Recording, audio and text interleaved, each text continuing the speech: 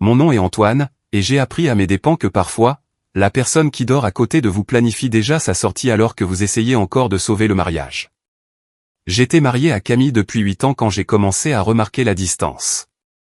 8 années qui avaient commencé par un amour et un partenariat sincère, mais qui s'étaient progressivement transformés en quelque chose de creux et de transactionnel. Je possédais une petite entreprise de fabrication à Lyon, en France. Nous fabriquions des pièces métalliques sur mesure pour des entreprises de construction et des designers. Camille travaillait dans le marketing d'entreprise pour une multinationale en centre-ville. C'est un emploi stable de col blanc qui complète ma prise de risque entrepreneuriale. Quand nous nous sommes mariés, nous semblions former une bonne équipe. Sa stabilité équilibrait mes projets d'affaires. Nous contribuions tous les deux financièrement. Nous construisions tous les deux un avenir commun. Vers la 6e année de mariage, les choses ont progressivement changé. Le changement a été suffisamment graduel pour que je ne le remarque pas en temps réel. Les conversations sont devenues plus axées sur la logistique que sur la connexion. Qui s'occupait de quelle facture? Devions-nous appeler le plombier, quand la fête de fin d'année de son entreprise était-elle prévue? Des échanges superficiels qui assuraient le bon fonctionnement du foyer mais ne nécessitaient aucune véritable intimité. Notre relation physique s'est détériorée en parallèle. Ce qui avait été naturel et fréquent est devenu plus protocolaire. Elle était fatiguée, stressée ou tout simplement pas d'humeur. J'étais épuisé par le travail. Nous sommes passés de plusieurs fois par semaine à peut-être 2 fois par mois, puis à rarement. À la 7e année, nous étions essentiellement des colocataires qui partageaient un nom de famille et une hypothèque. Je l'ai remarqué et cela m'inquiétait. J'ai essayé occasionnellement d'aborder le sujet en suggérant des soirées en amoureux ou des week-ends d'escapade. Elle acceptait sans grand enthousiasme. Nous faisions semblant, mais rien ne changeait. Plusieurs mois après notre 8e anniversaire, les choses se sont nettement dégradées. Camille a commencé à insister sur le fait qu'elle avait besoin d'espace. Elle passait des week-ends entiers chez sa sœur Sophie, de l'autre côté de la ville, prétextant avoir besoin de clarté mentale et de temps loin de notre routine. Elle rentrait le dimanche soir et agissait comme s'il était parfaitement normal que des époux passent régulièrement leur week-end séparément. J'ai essayé d'être compréhensif, malgré ce que me disait mon instinct. Je supposais qu'elle traversait peut-être une période difficile ou gérait un stress que je ne comprenais pas entièrement, mais elle était censée me dire si quelque chose n'allait pas. Je sais que les relations traversent des moments difficiles. Nous devions juste surmonter cette phase. Notre 9e anniversaire approchait. J'ai pensé que faire un effort pour cette occasion pourrait aider à raviver quelque chose. J'ai prévu de faire quelque chose de spécial, de lui montrer que j'étais attentif et que je voulais renouer le contact. J'ai contacté la sœur de ma femme, Sophie, pour des suggestions. Je lui ai demandé ce qui pourrait plaire à Camille, des recommandations de restaurants, des idées de cadeaux. Sophie a été serviable. Elle m'a donné quelques conseils sur les restaurants, a suggéré des bijoux et un forfait spa pour le week-end. J'ai fait des réservations au restaurant, acheté un collier coûteux que Camille avait mentionné vouloir des mois plus tôt, et j'ai essayé de créer une soirée romantique qui pourrait briser la distance entre nous, ou du moins raviver quelque chose en elle. Le dîner d'anniversaire n'a pas été ce que j'attendais. Camille a accepté le cadeau avec des remerciements polis, a souri aux moments opportuns pendant le dîner, mais son esprit était clairement ailleurs. Nous avons eu des conversations banales le reste de la soirée. L'étincelle n'est pas revenue. Si quoi que ce soit, la soirée a simplement souligné à quel point nous nous étions éloignés. Après cette tentative ratée, j'ai décidé de chercher de l'aide professionnelle. J'aimais sincèrement Camille, ou j'aimais ce que nous avions été ensemble, et je ne voulais pas abandonner sans avoir tout essayé. J'ai trouvé un conseiller conjugal qui avait de bonnes critiques. J'ai pris rendez-vous seul, car Camille avait refusé de m'accompagner, affirmant qu'elle ne pensait pas que nous avions besoin de thérapie. Je me suis assis dans le bureau du conseiller et j'ai expliqué la situation, la distance émotionnelle, le besoin constant d'espace de Camille, la chambre à coucher morte, le sentiment que ma femme était physiquement présente mais émotionnellement absente de notre mariage. Le conseiller a écouté attentivement tout ce que j'ai décrit. Quand j'ai eu fini, il est resté silencieux quelques secondes avant de parler. Parce que j'avais demandé la vérité brute sur ce qu'il pensait, il m'a dit que, d'après ses 20 ans d'expérience avec les mariages en difficulté, le schéma que je décrivais suggérait fortement que Camille avait une liaison. Le retrait émotionnel, le besoin d'espace, les week-ends d'absence, la perte totale d'intimité physique. Tous les signes classiques d'un conjoint qui s'est investi émotionnellement ailleurs. Il a ajouté quelque chose qui m'a durement frappé. Camille planifiait peut-être déjà sa sortie du mariage. La déconnexion émotionnelle complète précédait souvent le départ de quelqu'un une fois qu'il avait réglé ses affaires. Je suis resté assis là, à digérer cette information. Mon premier instinct a été de la rejeter. Camille ne tromperait pas. Nous avions fait des vœux. Nous avions construit une vie ensemble. Les gens n'ont pas simplement des liaisons sans signe évident. Le conseiller a dû voir le déni sur mon visage. Il m'a encouragé doucement mais fermement à vérifier avant de prendre des décisions. Il a suggéré d'engager un détective privé. Il avait vu trop de clients ignorer des signes évidents pour être ensuite pris au dépourvu. J'ai quitté son bureau dans un état second. J'ai conduit jusqu'à la maison en essayant de réconcilier la femme que j'avais épousée avec la possibilité qu'elle trahisse notre mariage. J'ai passé quelques jours dans le déni avant d'accepter finalement que je devais connaître la vérité. J'ai trouvé une agence de détective privée avec de solides références. J'ai rencontré un enquêteur qui m'a expliqué comment fonctionnait la surveillance, quelles preuves il pouvait recueillir et ce que cela me coûterait. Cher, mais ça en valait la peine si cela m'évitait de foncer tête baissée dans un désastre. Je l'ai engagé pour suivre Camille, surveiller ses déplacements les week-ends où elle prétendait être chez Sophie. Documenter qui elle rencontrait, où elle allait. Au cours des semaines suivantes, pendant que Jean travaillait en arrière-plan, j'ai continué à essayer de sauver mon mariage. J'ai tenté d'engager des conversations avec Camille sur la distance qui s'était installée entre nous. J'ai de nouveau suggéré une thérapie. J'ai demandé s'il y avait quelque chose que je pouvais faire différemment pour l'aider à se sentir plus heureuse. Elle était constamment dédaigneuse. Elle disait qu'elle allait bien, qu'elle essayait juste de se trouver. Elle prétendait avoir besoin d'espace pour comprendre ce qu'elle voulait. Elle a clairement fait savoir que mes efforts pour me connecter ressemblaient à une pression qu'elle ne voulait pas. Alors, je me suis retiré, j'ai cessé d'insister, je me suis concentré sur mon entreprise et je lui ai donné l'espace qu'elle prétendait vouloir, tout en me sentant de plus en plus mal à propos de la direction que prenait notre mariage. J'ai aussi commencé à prêter plus d'attention à nos finances. J'ai vérifié notre compte bancaire commun régulièrement. J'ai remarqué quelque chose que j'avais négligé auparavant. De petits transferts de notre compte commun vers un compte que je ne reconnaissais pas. Quelques centaines d'euros par-ci, un millier par-là. Pas d'énormes montants individuellement, mais ils s'additionnaient sur plusieurs mois. En traçant le numéro de compte, j'ai découvert qu'il s'agissait d'un nouveau compte que Camille avait ouvert à son seul nom environ 6 mois plus tôt, un compte dont je ne connaissais pas l'existence. Elle déplaçait discrètement de l'argent de nos finances communes vers son compte privé. Cette prise de conscience, combinée à la déclaration du conseiller, a tout mis en place. Camille n'était pas seulement émotionnellement détachée. Elle se préparait activement à partir.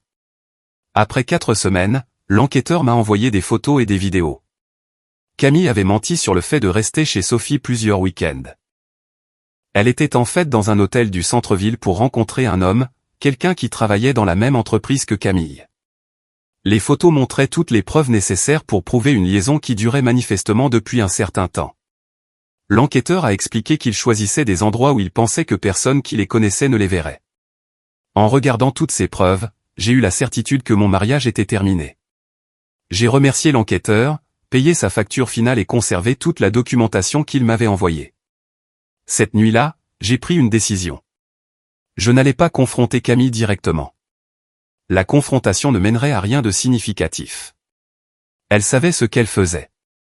Je ne voulais pas de dénégation, de gaslighting ou de manipulation. Elle aurait prétendu que les photos étaient mal interprétées ou sorties de leur contexte. Cela lui aurait donné le temps de mieux se positionner pour le divorce que je savais maintenant probable. Elle est probablement encore là parce que je suis gentil avec elle. J'ai décidé de me protéger, de me préparer à ce qui était inévitable. Le lendemain, j'ai rencontré mon avocat, qui est aussi un ami proche. C'est quelqu'un qui m'avait aidé avec des contrats d'affaires et qui connaît bien ma situation financière. Je lui ai demandé ce qu'il pensait qu'il arriverait si ma femme de nombreuses années prévoyait de demander le divorce. Mon avocat a cru que c'était une de mes questions hypothétiques. Alors, il en a ri. Quand je lui ai dit que c'était une situation sérieuse, il est devenu direct. La France a un régime matrimonial de communauté réduite aux acquêts, ce qui signifie qu'en cas de divorce, les biens acquis pendant le mariage sont partagés à 50-50e. Mon entreprise avait considérablement grandi pendant nos 8 années de mariage. Camille pouvait réclamer la moitié de sa valeur. Notre maison, nos économies communes, tout serait divisé. De plus, nous étions mariés depuis plus de 9 ans et approchions du cap des 10 ans. En France, plus la durée du mariage est longue, en particulier au-delà de 10 ans, plus une prestation compensatoire devient probable et substantielle. Si Camille attendait que nous passions ce cap pour déposer sa demande, elle pourrait potentiellement avoir droit à une compensation importante. Il m'a semblé logique que le timing de sa liaison, le compte bancaire secret, le retrait émotionnel tout en maintenant le mariage, tout suggérait qu'elle se positionnait pour un bénéfice maximal dans un divorce.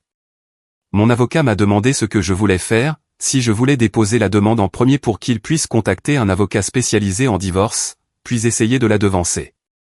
J'y ai réfléchi.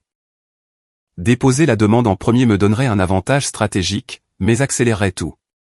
Camille se démènerait, le divorce serait contentieux, et nous nous battrions pour chaque bien. Au lieu de cela, j'ai demandé à mon avocat de m'aider à protéger ce que je pouvais légalement avant qu'elle ne dépose sa demande. Nous avons passé plusieurs semaines à élaborer une stratégie. L'objectif était de restructurer mes actifs de manière totalement légale et transparente, mais qui les retirerait de la classification immédiate des biens matrimoniaux. Premièrement, nous avons créé une fiducie d'entreprise, transféré la propriété de mon entreprise de fabrication dans la fiducie avec moi comme bénéficiaire. La valeur de l'entreprise serait protégée d'un règlement de divorce immédiat puisqu'elle était maintenant détenue en fiducie plutôt qu'à titre personnel. Nous avons tout documenté méticuleusement, déposé tous les documents appropriés auprès des autorités compétentes, nous sommes assurés que chaque étape était légale et défendable si elle était contestée devant un tribunal. Ensuite, j'ai déplacé mes économies personnelles du compte joint vers un compte à mon nom lié à la fiducie d'entreprise. J'ai cessé de déposer les bénéfices de l'entreprise sur notre compte joint. À la place, je n'ai déposé que ce qui était nécessaire pour les factures du ménage et les dépenses de base. Mon avocat a tout structuré pour que ce soit à l'épreuve des audits. Nous ne cachions pas d'actifs ni ne commettions de fraude. Nous réorganisions légalement avant qu'un divorce ne soit demandé. Les tribunaux ne pouvaient généralement pas vous forcer à annuler une restructuration financière légale effectuée avant la séparation. L'ensemble du processus a pris plusieurs mois. Pendant ce temps, j'ai maintenu des apparences normales à la maison. J'ai continué la routine de colocation avec Camille. Je n'ai pas laissé transparaître que je connaissais sa liaison ou que je me préparais à la fin de notre mariage. Environ 3 mois après le début du processus de protection des actifs, Camille a remarqué que moins d'argent circulait sur notre compte joint. Elle m'a approché un soir alors que je préparais le dîner. Elle m'a demandé pourquoi les dépôts avaient considérablement diminué. J'ai expliqué calmement que je restructurais la manière dont l'argent de l'entreprise circulait à des fins fiscales. Je n'ai pas donné plus d'explications et elle a semblé accepter cette explication sans creuser davantage. Elle ne voulait probablement pas montrer trop d'intérêt pour les finances de mon entreprise étant donné ce qu'elle planifiait. La restructuration a été achevée environ 8 mois après que j'ai découvert la liaison de ma femme. Tous mes principaux actifs étaient légalement protégés autant que possible. Puis j'ai attendu. Les mois ont passé alors que nous approchions de notre 10e anniversaire.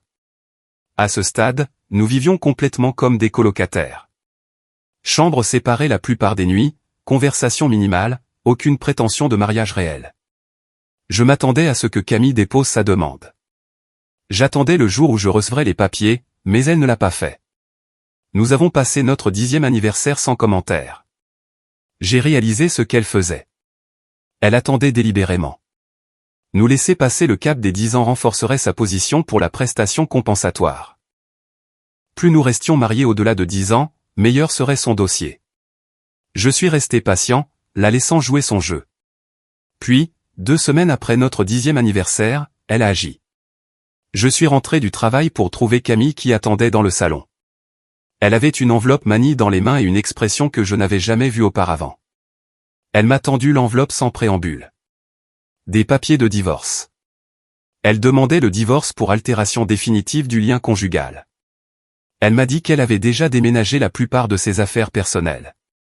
Elle resterait temporairement chez Sophie pendant que tout se réglerait.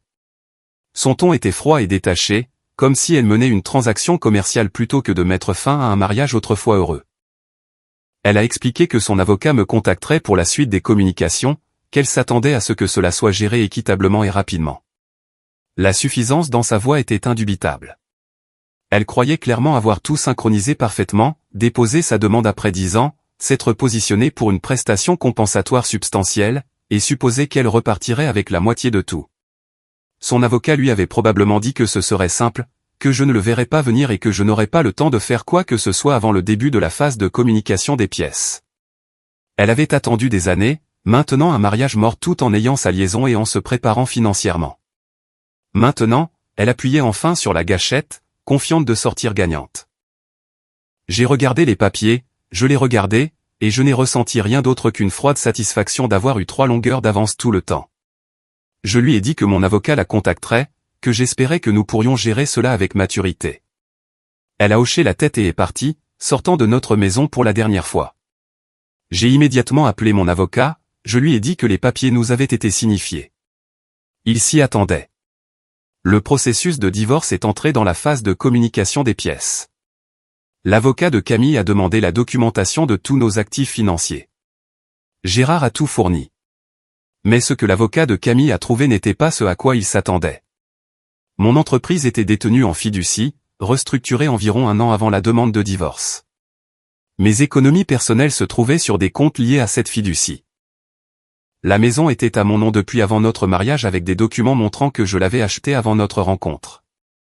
Notre seul bien commun significatif était le compte chèque joint qui avait un solde minimal parce que je n'y déposais que l'argent des dépenses ménagères depuis des mois. J'avais suivi toutes les exigences légales en faisant tout cela. L'avocat de Camille a tenté de soutenir que la restructuration avait été faite en prévision du divorce et devrait être annulée. Mais mon avocat a répliqué avec des preuves que j'avais consulté mon avocat d'affaires sur la planification fiscale bien avant toute demande de divorce. Il avait des documents sur les raisons commerciales légitimes de la structure en fiducie. Plus important encore, mon avocat a présenté toutes les preuves de la liaison de Camille et de l'argent qu'elle avait détourné de nos fonds communs. Il a soutenu que sa liaison avait détruit le mariage. Qu'elle avait activement planifié sa sortie tout en me trompant pendant des années. Qu'elle avait stratégiquement attendu notre 10e anniversaire pour maximiser sa demande de prestations compensatoires. Selon la loi française, la faute, comme l'adultère, peut influencer l'attribution de dommages et intérêts et est prise en compte par les juges. Combiné avec des preuves de mauvaise conduite financière, le dossier de Camille semblait beaucoup plus faible qu'elle ne l'avait prévu. Mon avocat a également plaidé la dissipation des biens matrimoniaux, que Camille avait secrètement retiré des milliers d'euros de notre compte joint pour sa liaison. Ces dépenses avaient épuisé les biens matrimoniaux pour son bénéfice personnel. Environ 4 mois après le début de la procédure de divorce, après plusieurs séances de médiation et des échanges de pièces, l'avocat de Camille a apparemment eu une conversation décisive avec elle. Son équipe juridique a réalisé que l'affaire ne se déroulait pas comme prévu. La plupart de mes actifs importants étaient légalement protégés. Ils avaient des preuves de sa liaison et de sa mauvaise conduite financière. Sa demande de prestations compensatoires substantielles était minée par sa faute et le fait qu'elle avait un bon revenu. Elle pourrait repartir avec un règlement modeste, mais rien de comparable à la manne qu'elle avait anticipée. C'est à ce moment-là que le comportement de Camille a complètement changé. Elle a commencé à m'envoyer des SMS. Des messages disant qu'elle avait été hâtive en déposant sa demande, que nous étions peut-être allés trop vite, qu'elle pensait que nous pouvions encore arranger notre mariage si nous essayions. Elle s'est présentée à la maison un soir, prétendant devoir récupérer quelque chose qu'elle avait oublié. Elle s'est attardée, agissant de manière pleine de remords et vulnérable.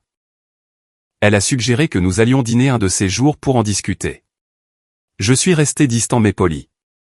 Je n'ai pas cédé à sa manipulation émotionnelle, je n'ai pas discuté, ni ne me suis mis en colère. Je lui ai dit que mon avocat s'occupait de tout et que nous devrions communiquer par les voies légales. Ces tentatives de réconciliation se sont intensifiées au cours des semaines suivantes. Une fois, elle a même suggéré une thérapie de couple, la même thérapie qu'elle avait refusé de suivre lorsque je l'avais suggéré 1 an plus tôt. Ce qui se passait était transparent. Ce n'était pas de l'amour ou un remords sincère. C'était de la limitation de dégâts. Elle avait réalisé qu'elle était en train de perdre le divorce et essayait de retarder ou d'inverser le processus. Elle a essayé de retarder la procédure, a demandé à son avocat de reporter, de demander plus de temps, espérant clairement que je pourrais reconsidérer, ou qu'elle pourrait trouver un angle juridique pour contester la protection des actifs. Je n'ai répondu émotionnellement à rien de tout cela. Nous avons accepté la médiation comme mon avocat l'avait conseillé, mais seulement pour finaliser les choses efficacement. La séance de médiation était tendue. Camille, son avocat, mon avocat et moi, assis autour d'une table de conférence dans un bureau neutre. L'avocat de Camille a tenté une dernière fois de soutenir que ma restructuration d'actifs était frauduleuse. Mon avocat a calmement présenté toute notre documentation, montrant des objectifs commerciaux légitimes et des procédures légales appropriées. Camille elle-même a essayé de m'interpeller directement. Elle a mentionné nos années ensemble, les bons moments que nous avions eus, comment elle avait fait des erreurs, mais qu'elle avait prévu de travailler sur les choses. J'ai écouté sans expression. Quand elle a fini, mon avocat a parlé. Il a réitéré que nous étions là pour finaliser le divorce, pas pour revisiter le mariage. Nous sommes parvenus à un accord. Camille recevrait des milliers d'euros représentant sa part de nos économies communes accumulées avant la restructuration. Elle recevrait une pension alimentaire de 1 800 € par mois pendant 1 an. Elle garderait sa voiture et ses biens personnels, aucune prestation compensatoire à long terme ni aucune réclamation sur les futurs bénéfices de l'entreprise, bien moins que la moitié de ce que j'avais accumulé pendant notre mariage, mais légal, défendable et définitif. Camille a signé à contre-cœur. Son avocat lui a probablement conseillé que se battre davantage coûterait plus cher en frais juridiques qu'elle ne récupérerait. Le divorce a été finalisé 3 semaines plus tard. 10 ans de mariage se sont terminés avec la signature d'un juge sur des papiers. Par des connaissances communes, j'ai entendu dire qu'elle jouait la victime publiquement. Elle a dit à quiconque voulait l'entendre que je l'avais ruinée, que j'avais caché des actifs et manipulé le divorce pour la laisser sans rien. Elle s'est dépeinte comme une épouse lésée plutôt que de reconnaître sa liaison ou son plan calculé pour maximiser son gain. Je n'ai pas réagi à tout cela. Sans le stress d'un mariage en échec et la distraction de la procédure de divorce, je pouvais me concentrer pleinement sur l'entreprise. En y repensant, je comprends plusieurs choses clairement. J'ai appris que parfois, la personne à côté de vous planifie déjà sa sortie alors que vous vous battez encore pour sauver la relation. Camille avait divorcé émotionnellement de moi bien avant de déposer les papiers. Mes tentatives de reconnexion étaient futiles car elle s'était déjà investie ailleurs. J'ai appris que se protéger n'est pas vindicatif. C'est nécessaire. J'aurais pu confronter Camille dès que j'ai découvert la liaison. Demander le divorce immédiatement sous le coup de la colère. Au lieu de cela, je me suis préparé de manière stratégique et légale. Cette préparation m'a sauvé financièrement. J'ai appris que le timing est important dans un divorce. Camille a délibérément attendu notre 10e anniversaire pour déposer sa demande, calculant que cela maximiserait sa demande de prestations compensatoires. En restructurant mes actifs avant qu'elle ne dépose sa demande, j'ai contré sa stratégie légalement et éthiquement. J'ai appris que les preuves sont tout. La documentation de sa liaison m'a donné un avantage dans les négociations. Le travail juridique méticuleux de mon avocat sur la restructuration des actifs l'a rendu défendable devant un tribunal. Sans preuve, j'aurais été dans une position beaucoup plus faible. J'ai appris que la manipulation émotionnelle s'intensifie lorsque quelqu'un réalise qu'il est en train de perdre. Les tentatives soudaines de réconciliation de Camille n'étaient pas des remords sincères. C'était la panique quand elle a compris que son plan calculé avait échoué. Plus important encore, j'ai appris que l'on peut être tout à fait éthique et légal tout en se protégeant de quelqu'un qui n'agit pas de bonne foi. Je n'ai pas caché d'actifs ni commis de fraude. J'ai réorganisé mes finances de manière transparente avant le divorce. Ce n'est pas mal. C'est sage. Certains pourraient dire que j'étais froid ou calculateur. Un mari aimant aurait confronté sa femme à propos de la liaison et aurait essayé de sauver le mariage. Mais Camille avait déjà fait son choix. Elle avait choisi un autre homme plutôt que moi, choisi la tromperie plutôt que l'honnêteté. Elle a choisi de planifier stratégiquement un divorce qui maximiserait son bénéfice plutôt que de mettre fin aux choses honorablement. Quand elle a décidé que le mariage était terminé, mon choix était simplement de me protéger de ses choix. La liaison a mis fin à mon mariage émotionnellement. Sa demande de divorce y a mis fin légalement, mais ma préparation a assuré que je ne perde pas tout ce que j'avais construit à cause de sa trahison. Camille avait joué un jeu à long terme, maintenant le mariage tout en ayant sa liaison, se positionnant financièrement, attendant le cap des 10 ans. J'ai joué un jeu plus long, reconnaissant ce qu'elle faisait, protégeant mes actifs légalement, la laissant penser qu'elle avait l'avantage jusqu'à ce qu'il soit trop tard pour qu'elle ajuste sa stratégie. Je ne regrette pas la façon dont j'ai géré la situation. Je ne me sens pas coupable du résultat. Je ferai les mêmes choix à nouveau sans hésitation, car parfois, la chose la plus éthique que l'on puisse faire est de reconnaître quand quelqu'un prévoit de vous faire du mal et de prendre des mesures légales pour minimiser ses dommages. Et je suis en paix avec la façon dont tout s'est déroulé.